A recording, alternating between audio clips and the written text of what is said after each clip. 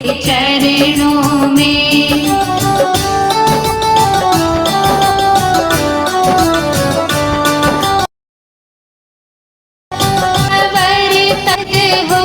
महाप्रभु। शासनपति वीतराग प्रभु भगवान महावीर स्वामी के चरणों में कोटि कोटि वंदन नमन।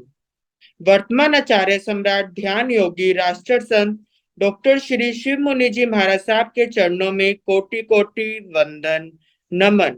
आगम ज्ञाता आगम पुरुष हिमाचल केसरी उपाध्याय प्रवर पूज्य गुरुदेव श्री जितेंद्र मुनि जी महाराज साहब के चरणों में कोटि कोटि वंदन नमन। ऑनलाइन एजुकेशन के प्रणेता संघ सेतु उपाध्याय प्रवर पूज्य गुरुदेव श्री रविंद्र मुनि जी महाराज साहब के चरणों में कोटि कोटि वंदन नमन। ऑनलाइन एजुकेशन के में पधारे हुए सभी साधु संत एवं भगवती स्वरूपा साध्वियों के चरणों में कोटि कोटि वंदन नमन। आज ज्ञानदाता आगम प्रदाता पूज्य गुरुदेव श्री जी की प्रत्यक्ष वंदना का लाभ ले रही हैं उपप्रवर्तनी महासती श्री मंजुल ज्योति जी महाराज साहब आदि ठाना।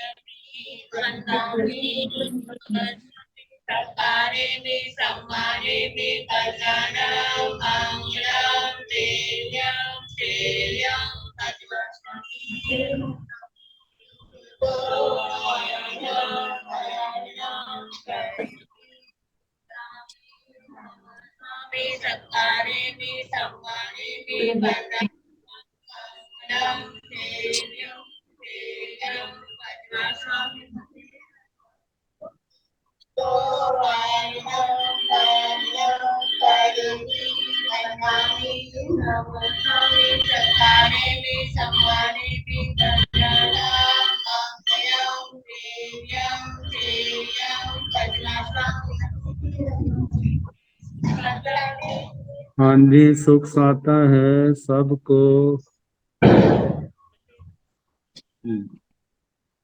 यह आगम वाचना अविरल गति से चलती रहे, इस हेतु सभी तपस्वी अपना अपना योगदान दे रहे हैं। आज की तपस्या इस प्रकार है। उपाध्याय प्रवर अनुयोग प्रवर्तक पूज्य श्री कन्हैया लाल जी महाराज साहब कमल के शिष्य तपो केसरी श्री संजय मुनि जी महाराज साहब उपवास। तरुण तपस्विनी महासाध्वी श्री शमा जी महाराज साहब उपवास। तप शिरोमणि महासाध्वी श्री सुव्रता जी महाराज साहब उपवास। हम सभी तपस्वियों को सुख साता पूछते हैं और सभी के तप की बहुत बहुत अनुमोदना करते हैं। अब हम पूज्य गुरुदेव श्री से करवत विनती करते हैं, प्रार्थना करते हैं कि आप पधारें और अपनी अमृतमय वाणी से हम सबको लाभान्वित करें। पधारे गुरुदेव, पधारे गुरुदेव। सुख साता है गुरु जी। हाँ बेटा।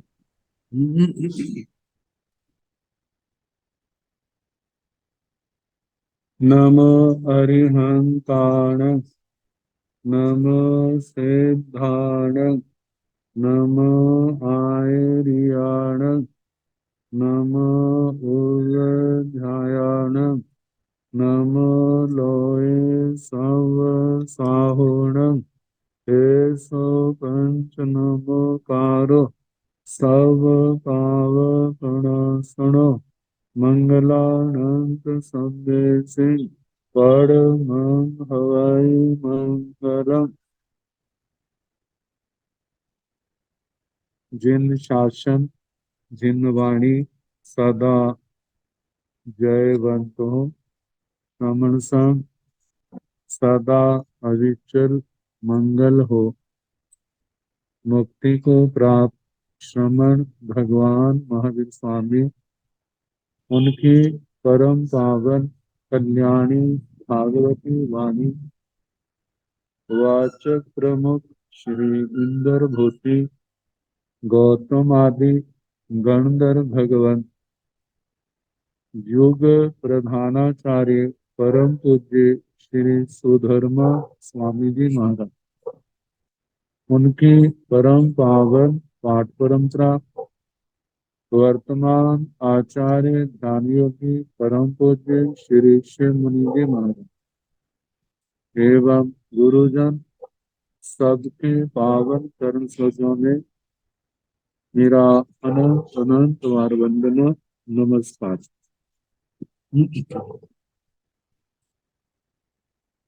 आगम परिषद में विराजमान वरिष्ठ मुनिराज, अन्य मुनिवृंद, परम आदरणीय भगवती स्वरूपा महासाध्वी, श्री स्थानम सूत्र की वाचना प्रारंभ है। 7वां स्थान सुनाया जा रहा। निम्न जो भगवान के तीर्थ में हुए, जिनकी संख्या 7, उनका वर्णन चल रहा है।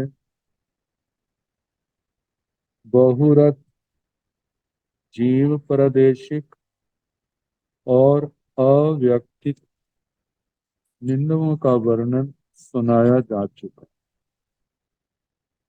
अब चौथे है सामुच्छेया। सामुच्छेय का मतलब सामुच्छेदिक। सामुच्छेदिक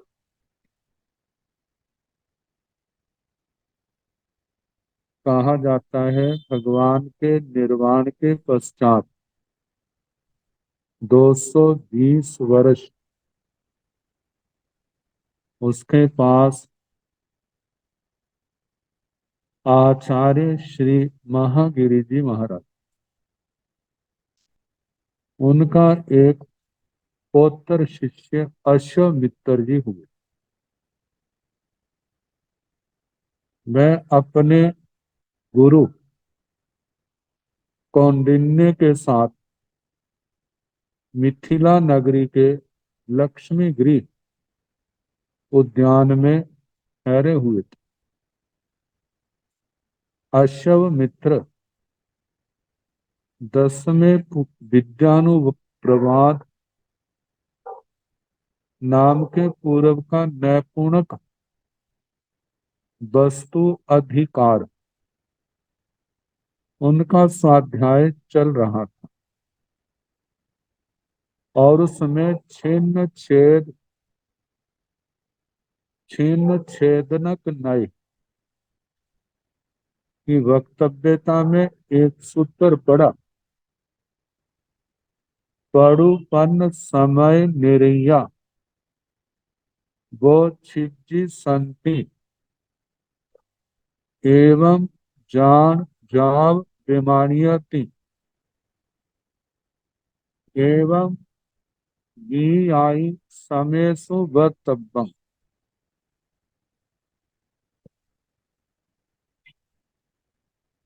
तो इस सूत्र का अध्ययन करते समय उनके मिथ्यात्व का, मिथ्या दर्शन मुनि कर्म का उदय हो गया,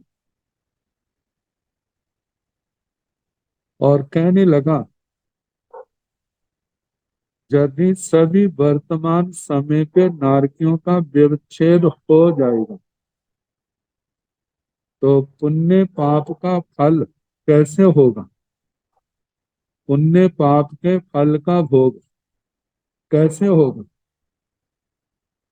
क्योंकि सभी जीव तो पैदा होते ही नष्ट हो जाए। जब इस प्रकार उसने कहा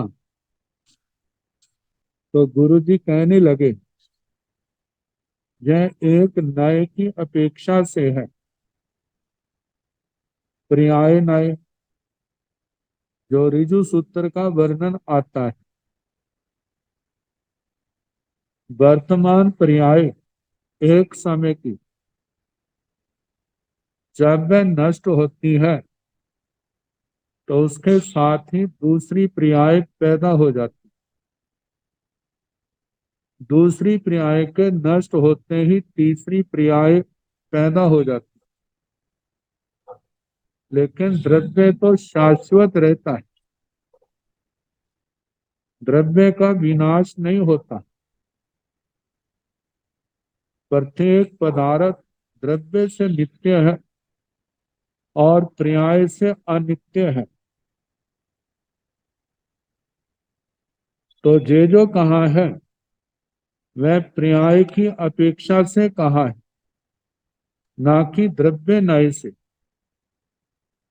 क्योंकि व्यक्ति कहीं चला जाए, उसकी पर्यायों में परिवर्तन है, व्यक्ति तो वही है और वो अपने पुण्य पाप का फल भोग रहा है। समय की बात विस्तार से समझाने पर भी जब उनकी समझ में नहीं आया तो उनके गुरु जी को कहना पड़ा, यदि आपने जिन शासन में रहना है तो जो आगमों की धारणा है उसी के अनुसार धारणा रखनी होगी। यदि आप नहीं रख सकते तो फिर इस जिन शासन में आपके लिए कोई स्थान नहीं। ऐसा कहने पर भी जब नहीं माना तो उसको संग से बाहर कर। अब जहां भी जाता है वह अपनी इसी धारणा का प्रचार कर रहा है। तो कहा जाता है, जब एक बार अपने साथियों के साथ विहार कर रहे थे तो रास्ते में जैसे आजकल चुंगी घर आते, तो वहां पर जैन श्रावक कार्यरत थे। उनको पता चला। अब उन्होंने उनको समझाने के लिए कठोर, जो कहते हैं, रुख अपनाया, कठोर व्यवहार को अपनाया। अब उन्होंने मिल करके उन संतों को पीटना शुरू कर दिया। और संत कहने लगे, आप हमें क्यों पीट रहे? हमने तो सुना था आप श्रावक हो। अब उन्हीं की भाषा में कहने लगे, आपका अभिमत है कोई भी वस्तु एक समय से ज्यादा नहीं रहती। पहले समय में और है, दूसरे समय में और है, तीसरे समय में और है। जब ये अलग अलग है तो आप बताओ, जिन्होंने पीटा वो भी नहीं रहे, जिनको पीटा गया वो भी नहीं रहे, क्योंकि वो तो अगले क्षण में समाप्त हो गए। और वो कहने लगे, नहीं, हम वे ही हैं जिनको आपने पीटा है और आप भी वे ही हैं जिन्होंने पीटा है। कहते हैं, ये तो भगवान का सिद्धांत है, पर्याय परिवर्तन, द्रव्य का परिवर्तन नहीं। यदि इसको सच मानते हो तो विपरीत प्ररूपणा क्यों कर रहे हो? तो कहा जाता है, इस प्रसंग को लेकर के वो पुनः पूर्व धारणा के ऊपर आ गए और उन्होंने मिच्छामि दुक्कडम करके अपनी धारणा जो बदली थी उसको पुनः परिवर्तन कर दिया, संशोधन कर दिया और गुरुओं की आज्ञा में आ गए। तो इस प्रकार ये चौथे निंदक सामुच्छेदिक।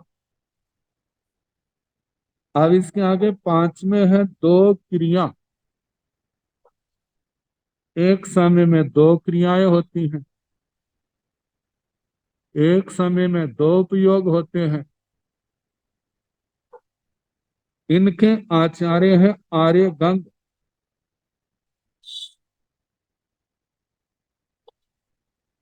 इनके संबंध में कहा जाता है, भगवान के निर्वाण के 288 वर्ष बाद उल्लू का नदी, उसके किनारे पर एक उल्लू का तीर नगर था।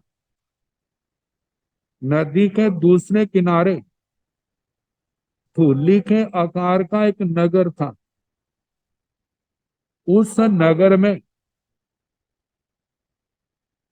आचार्य श्री धन गुप्त जी महाराज विराजमान थे। उनका शिष्य था आर्य गंग। तो कहा जाता है नदी के उस पार आचार्य को वंदना करने के लिए आर्य गंग नदी पार कर रहे थे। नदी पार करते समय कहते उनके सिर की लोच की हुई थी, सिर पर धूप पड़ रही थी। धूप के कारण गर्मी अनुभव हो रही थी और पैरों में नदी का शीतल पानी उसका अनुभव हो रहा था।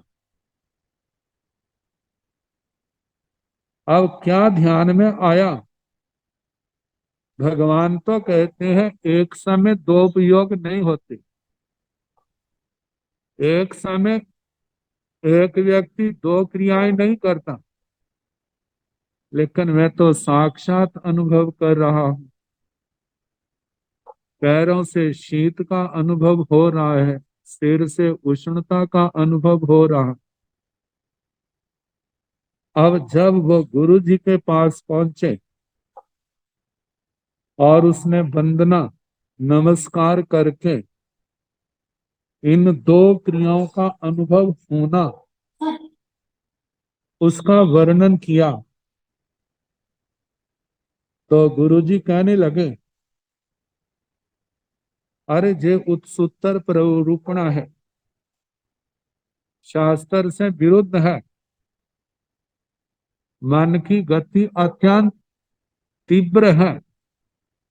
हमें लगता है ये ये जो आपको अनुभव हो रहा है ये आभास मात्र है, लेकिन सच नहीं है। जिस समय शीत का अनुभव होता है उस समय उष्णता का नहीं, जब उष्णता का होता है तो उस समय शीत का अनुभव नहीं होता। अब गुरु जी ने बहुत समझाया, लेकिन वो एक ही जिद मैंने अनुभव किया, मैंने ऐसा किया।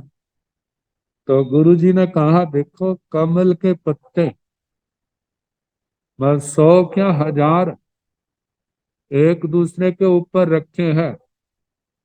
तीखे नोकदार शस्त्र को यदि उसके ऊपर प्रहार किया जाए तो एक ही समय में देखने में आता है एकदम वो नोकदार शस्त्र पत्तों के आर पार हो गया।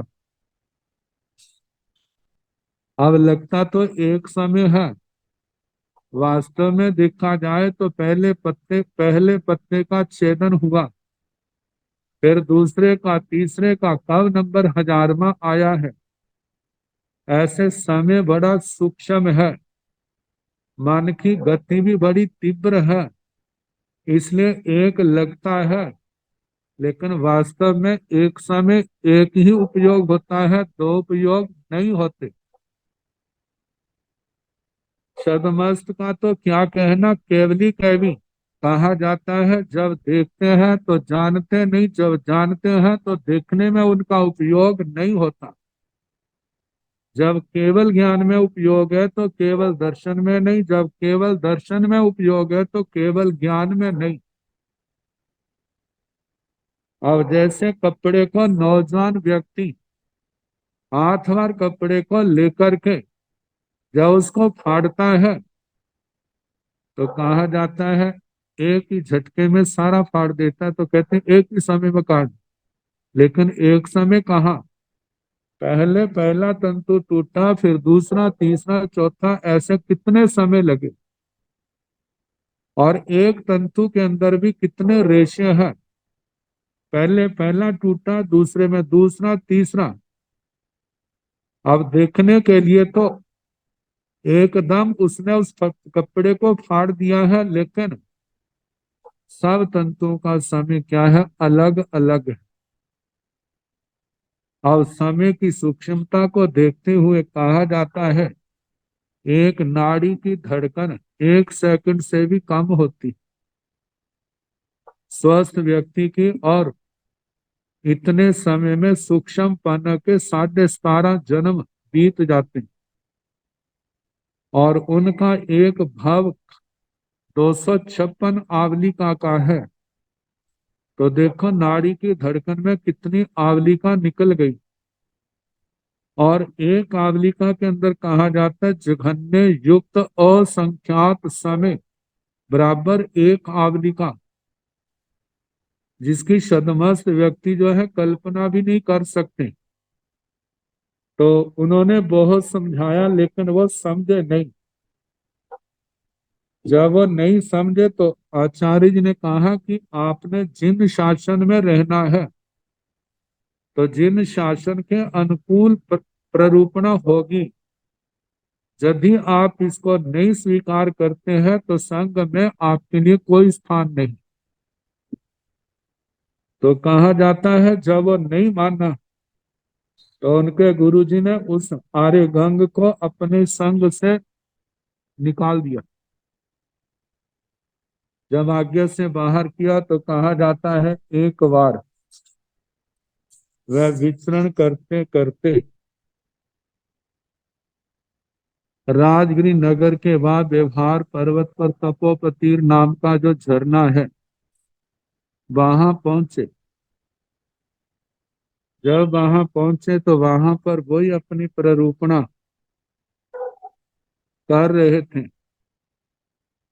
तो वहां पर एक यक्ष जो सुन रहा था कहने लगे, मैंने इस स्थान पर भगवान को स्वयं ये कहते सुना है, एक समय में एक उपयोग होता है, दो समय नहीं होते। व्यक्ति एक समय में एक ही क्रिया करता है, दो क्रियाएं नहीं होती एक समय। जिसके संबंध में हमारे आचार्यों ने वर्णन किया है, कोई व्यक्ति अनेक भाषाओं का ज्ञाता है तो वो एक समय में एक ही भाषा बोलता है। एक जिस समय एक भाषा का प्रयोग किया है उसी समय दूसरी भाषा का प्रयोग नहीं होता।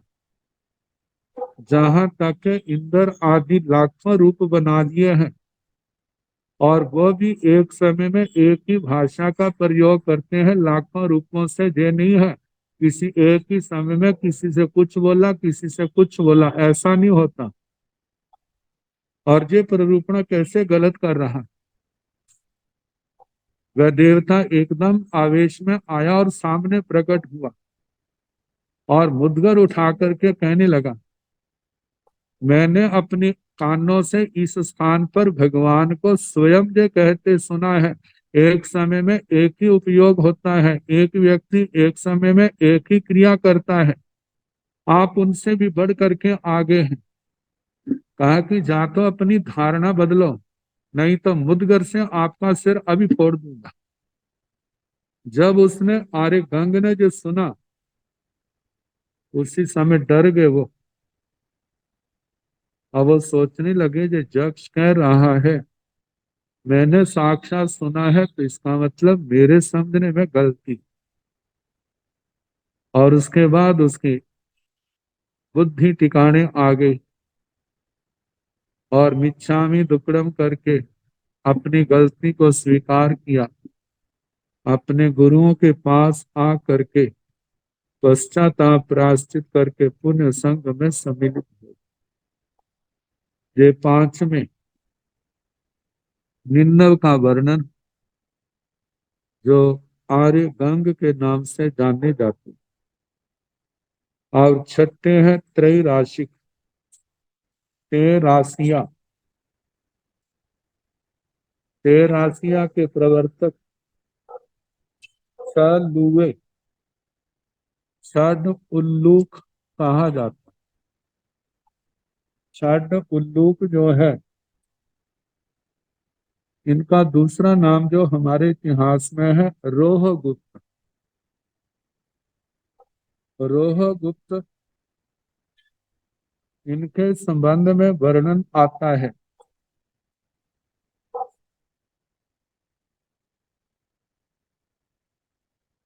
भगवान के निर्वाण के पश्चात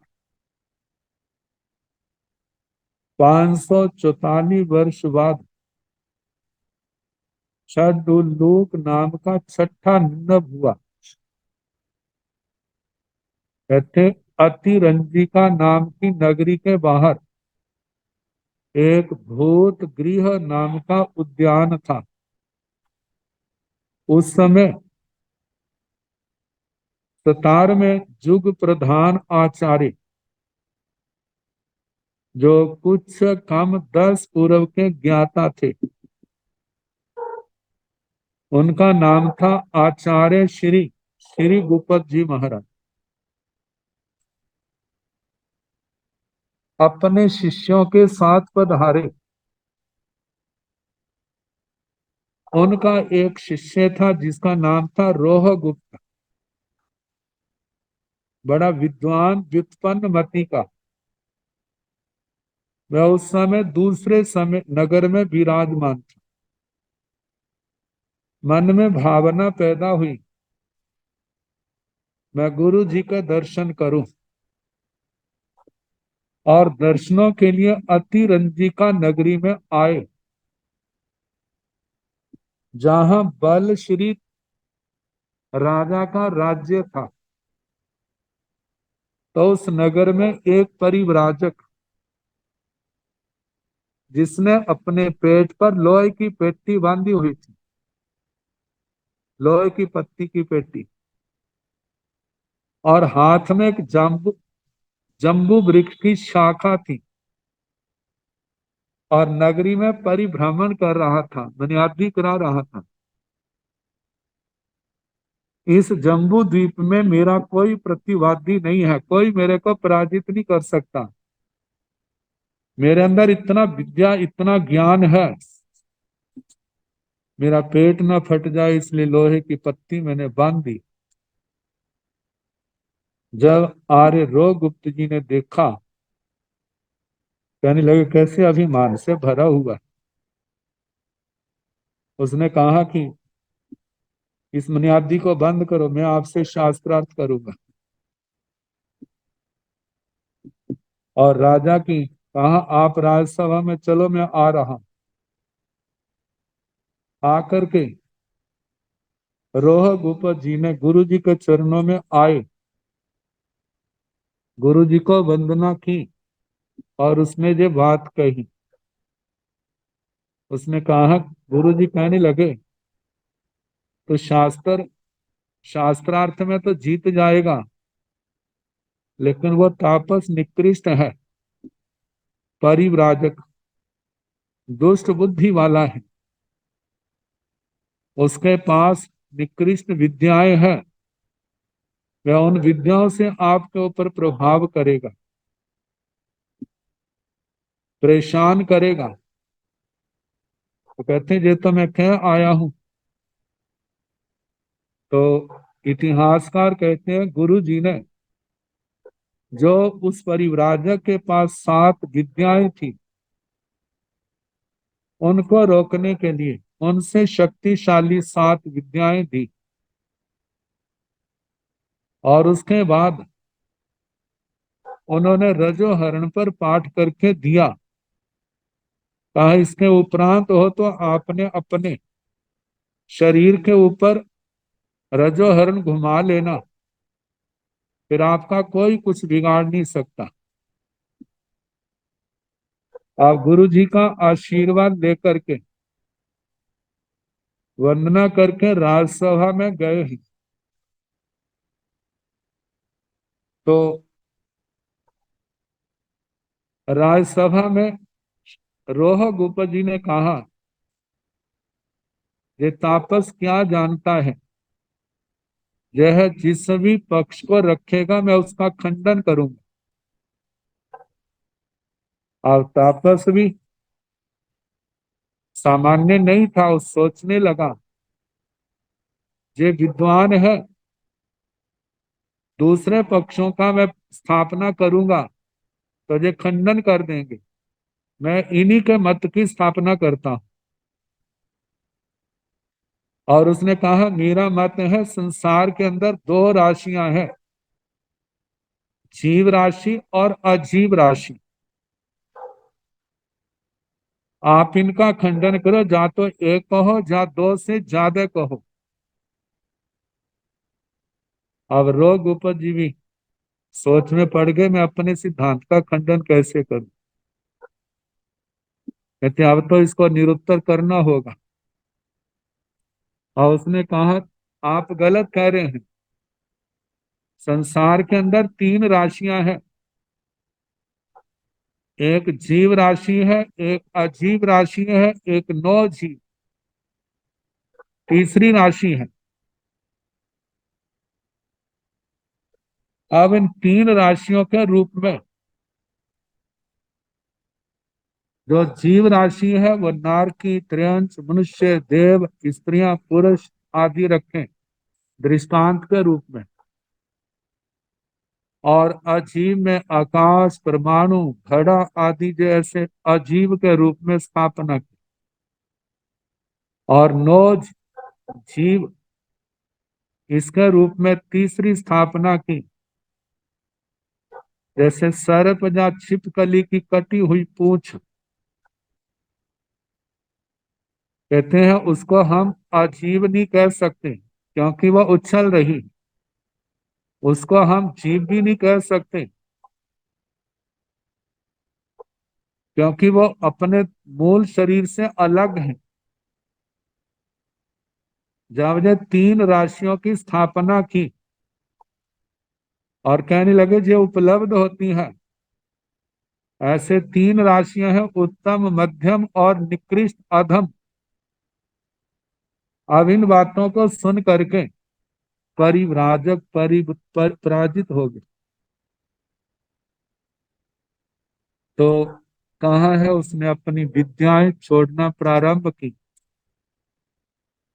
अब रोहगुप्त जी ने एक एक करके उसकी सातों विद्याओं को निष्प्रभावी कर दिया। अब आठवीं विद्या गर्द भी छोटी। अब जिस समय छोटी तो रोहगुप्त जी ने रजोहरण अपने शरीर पर घुमाया। तो कहा जाता है जब उसके पास वो गर्द भी आई तो उसने अपने रजोहरण की जो डंडी थी, दो तीन चोटें उसके ऊपर की और वो वहां से हट करके तापस पर ही और टांगे मार करके अदृश्य हो गई। जब उसके पास तापस के पास कुछ नहीं रहा तो वहां के सभासदों ने उसको अपमानित करके राजसभा से निकाल दिया। जब रोहगुप्त जी वापिस आए, गुरु जी के चरणों में वंदना करके निवेदन किया, मैंने कैसे विजय पाई। तो गुरु जी ने कहा कि आपने उसका मद उतार दिया, ये तो ठीक है, उसको पराजित कर दिया, ठीक है, लेकिन जिस सिद्धांत की प्ररूपणा की वह जिन शासन का सिद्धांत नहीं है। आपको उस समय कहना कि क्या आपने कहा कि हमारे सिद्धांत में दो राशियां हैं। मैंने इसको निरुत्तर करने के लिए, इसका मद उतारने के लिए मैंने तीन राशियों की स्थापना की, मैं उसकी क्षमा याचना करता हूँ, इच्छामि दुक्कडम कर। कहते मैंने तो नहीं किया। कहते जाओ करके आओ। कहते मैं कैसे जाऊं। गुरु जी ने समझाया, वो समझा नहीं। आखिर गुरु जी के सामने ही बोलने लग पड़ा, मैंने जो स्थापना की है बिल्कुल ठीक है, मेरे को तीन राशियां ही सम्मत हैं। गुरु जी ने कहा कि शास्त्र से विपरीत है। तो कहा जाता नहीं, मैं तो तीन ही मानूंगा। तो इतिहासकार कहते हैं कि बल राजा के सामने आचार्य श्री गुप्त जी का और रोह गुप्त जी का 6 महीने तक चर्चा चली, शास्त्रार्थ चला। आखिर राजा कहने लगा, मारे तुम्हारी तो चर्चा समाप्त नहीं हो रही और मेरा इतना काम बिगड़ रहा। तो आचार्य ने कहा एक दिन और सुनो, कल इसका निर्णय हो जाएगा। अब गुरु जी ने अगले दिन, कहा जाता है, उत्तरी कापड़ में जा करके वो वहां से कहा कि हमें जीव दो, न जीव दिया, अजीव दो, अजीव दे दिए। कहा नो जीव दो। कहते इस नाम की तीनों लोकों में कोई चीज नहीं है। तो ऐसे करके उन्होंने सारा आखिर निर्णय आचार्य जी के हक में किया, और आचार्य जी ने उसके बाद रघुगुप्त को अपने संग से निष्कासित कर दिया। कहा जाता है जैसे जमाली आजीवन संग में नहीं आए पुण्य, ऐसे रघुगुप्त जी आजीवन संग से बाहर रहे। तो इस प्रकार जो छठे त्रैराशिक, जिसने 3 राशियों की स्थापना की, जिन शासन से विरुद्ध जीव राशि, अजीव राशि और नौ जीव नाम की तीसरी राशि। तो ये तीसरे निन्नव और चौथे हैं अबधिया, अबधिक, अबधिक।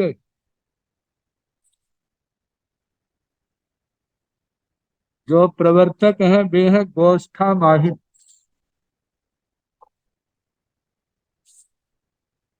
गोष्ठा माहिल जी के संबंध में कहा जाता है, भगवान की निर्वाण की 6ठी शताब्दी जब चल रही, उस समय युग प्रधान आचार्य आचार्य श्री आर्य रक्षित जी थे, जो 9 पूरब और 24 जैविकों के मतलब के विद्वान थे। पूर्वधर आचार्य, उनके गण में 4 मुनि शिष्य प्रधान थे। दुर्वलिका पुष्य मित्र, विंध्य, फल्गु रक्षित और गोष्ठा माहिल। गोष्ठा माहिल वाद विवाद में बड़े निपुण थे, और संसारी पक्ष से गोष्ठा माहिल आर्य श्री आर्य रक्षित जी के मामा थे, और फल्गु रक्षित उनके छोटे भाई थे। जैसा ब्राह्मण कुल में जन्मे हुए थे। कहा जाता है जब आर्य रक्षित जी,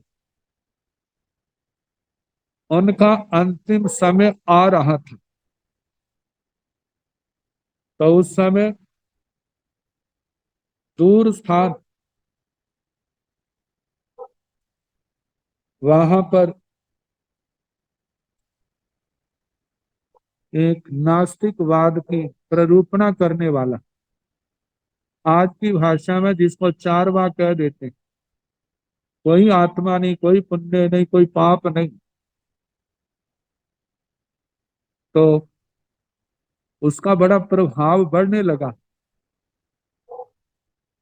और उसका प्रभाव जो है अपने जैन संघ के लिए मुश्किलें बढ़ने लगी।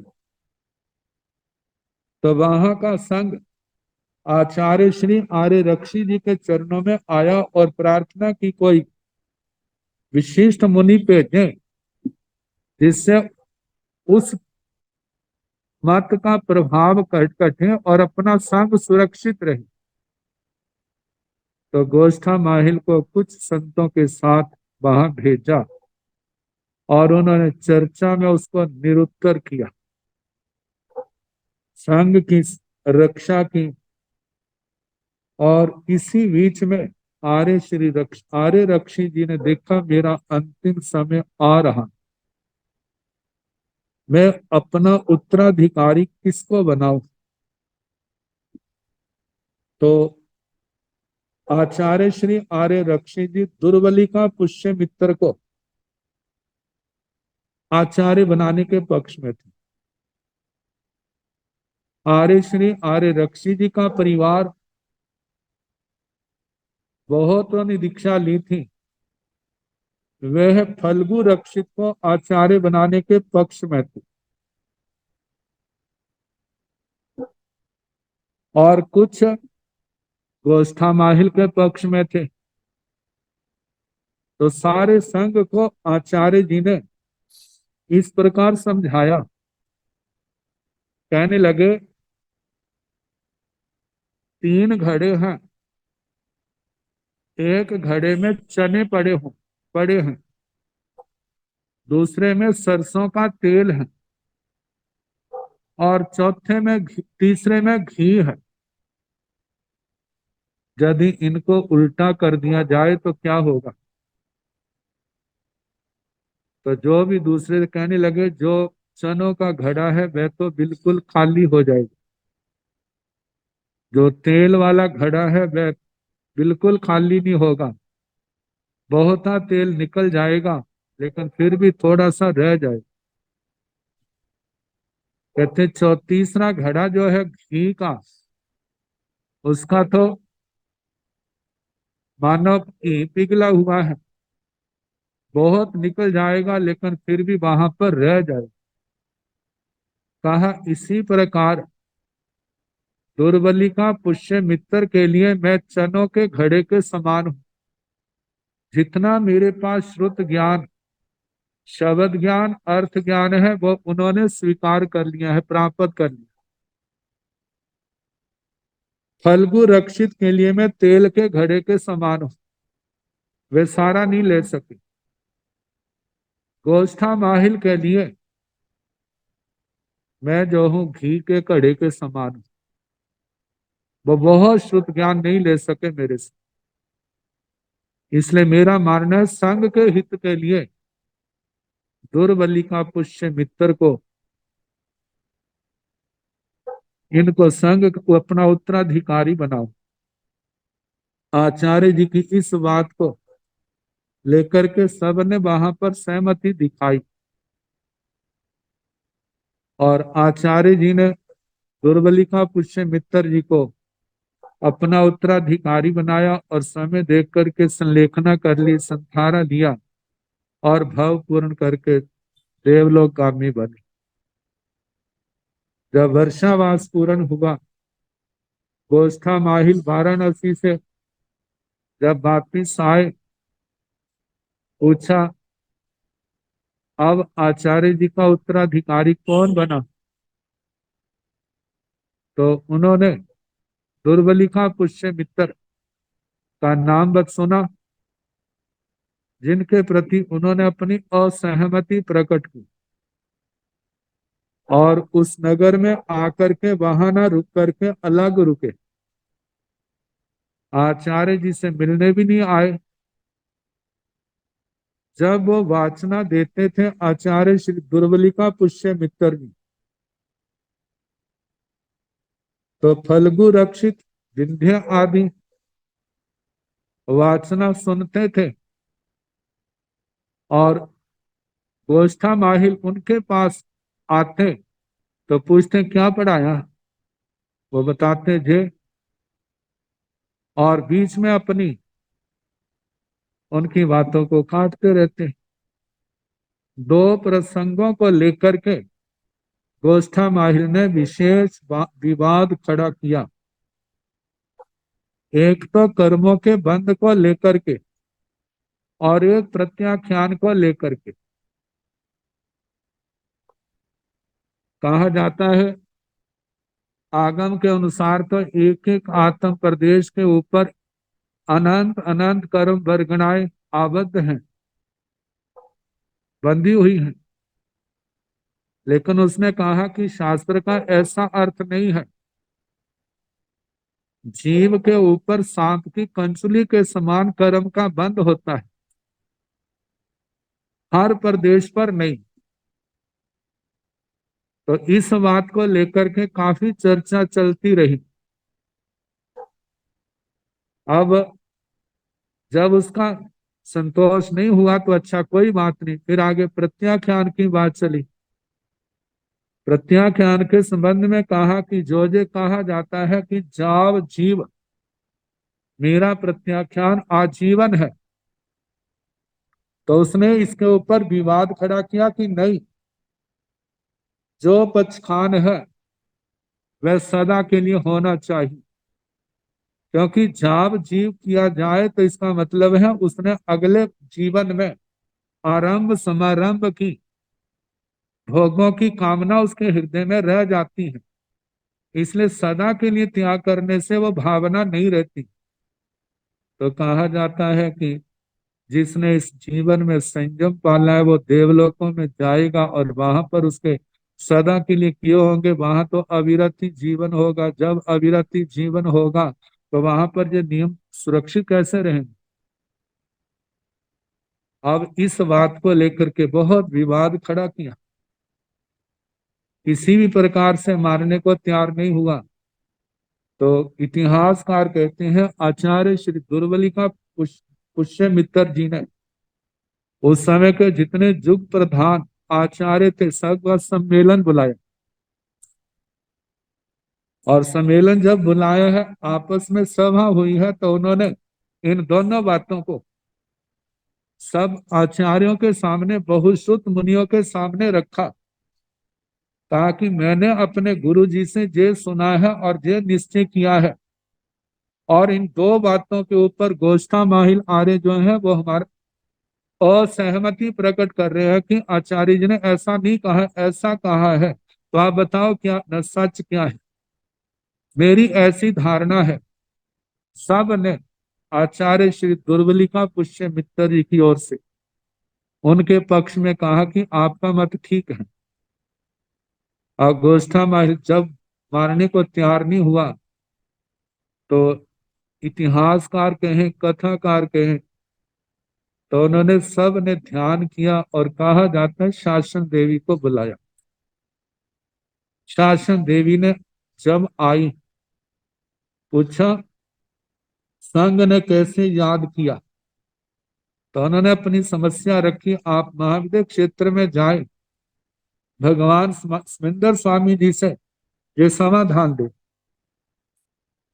तो उन्होंने कहा कि मेरी रिद्धि इतनी नहीं है, रास्ते में विघ्न बाधाएं बहुत हैं, तो आप मेरे को बल दो।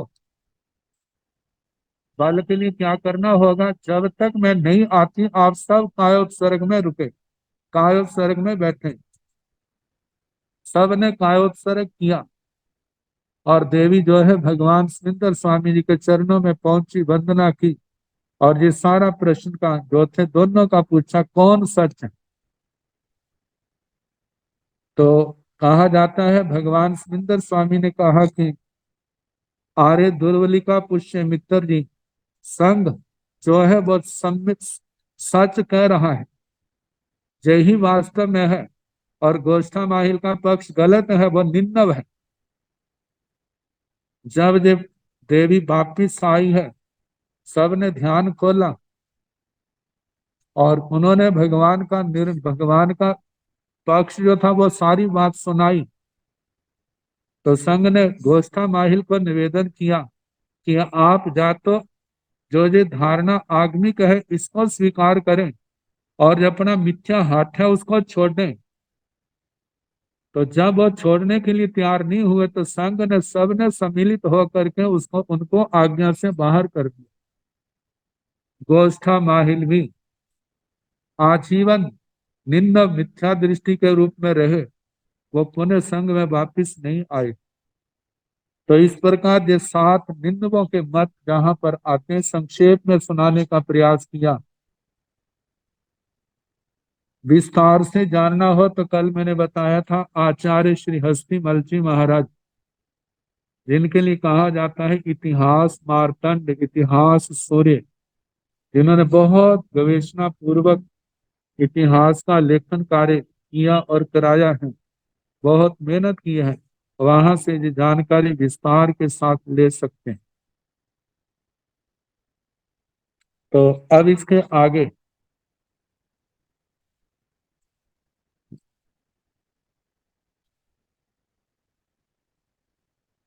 काया बेणिजस कम्मस सत्य बीहे अनुभावे पणते तंजाहा मणुन्ना सद्दा मणुन्ना रूबा जा मणुन्ना पासा मणो सुहिया वही सुहिया। वैसे आगे असाया वेणी जसन कम्मस सत्य बीहे अनुभावे पणते तंजाहा अमणुन्ना सद्दा जा वही सुहया। साया वेणिजस कम्मस सत्य बीहे अनुभावे पणते, साता वेदनीय कर्म का 7 प्रकार का अनुभाव विपाक कहाँ है, रस कहाँ है, फल कहाँ है। तंजाहा जैसे के मुनुन्ना सद्दा मनोज्ञ शव मुनुन्ना रूपा मनोज्ञ रूप। जाव मुनुन्ना फासा मतलब के मनोज्ञ गंध मनोज्ञ रस जाव से लेने और मुनुन्ना फासा मनोज्ञ स्पर्श। मनो सोहिया बई सोहिया मन का सुख और वचन का सुख। ये सातवां स्थान है इसलिए 7 प्रकार का कहा है। वैसे साता वेदनीय का और साता वेदनीय का जो अनुभव है वो 8 प्रकार का आता है जो आगे कहा जाएगा। मतलब काया का सुख जो 8वां है। मतलब मनोज्ञ शब्द मनोज्ञ रूप मनोज्ञ गंध मनोज्ञ रस मनोज्ञ स्पर्श। मन मन का सुख वचन का सुख। इसी प्रकार असाया वेणिजसण कम्मस सप्तमीह अनुभावे पणते। साता वेदनीय का भी 7 प्रकार का अनुभाव कहा है। तंजा जैसे के अमनुन्ना सद्दा जा बई दोहिया अमनोज्ञ शब्द ऐसे अमनोज्ञ रूप गंध रस स्पर्श। मन के लिए दुखदाई वचन के लिए भी दुखदाई। मन का दुख वचन का दुख। तो इस प्रकार 7 प्रकार से असाता वेदनी कर्म को भोगा जाता है। अब इसके आगे नक्षत्र द्वार 28 नक्षत्र हैं। पूर्व आदि 4 दिशाएं पूर्व दक्षिण पश्चिम और उत्तर। तो किन दिशाओं के कौन से नक्षत्र स्वामी है किस द्वार में। मतलब कहा है कि पूर्व द्वार वाले दक्षिण द्वार वाले पश्चिम और उत्तर इनके संबंध में जो भी वर्णन आएगा कल जैसे समय होगा सुनाने का प्रयास किया जाएगा।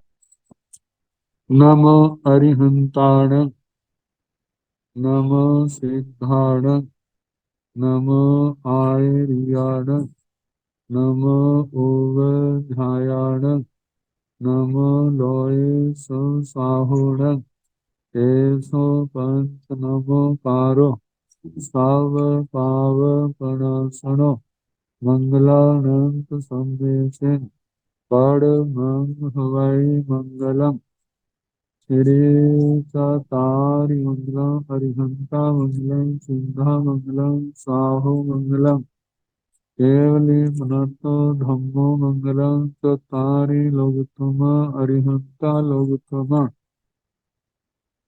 सिद्धा लोगुतम साहो लोगुतम केवली मनतो धम्मो लोगुतम चतारी शरणं प्रवज्जामि अरिहन्ते शरणं प्रवज्जामि सिद्धे शरणं प्रवज्जामि साहु शरणं प्रवज्जामि केवली पुनतं धम्मं शरणं प्रवज्जामि। 4 शरण सुख करने दुख हरने मंगल करने और शरणा नहीं कोय जो भव प्राणी हाथ चरे अक्षय अमर। सबको यथा योग्य वंदना सुख साधन।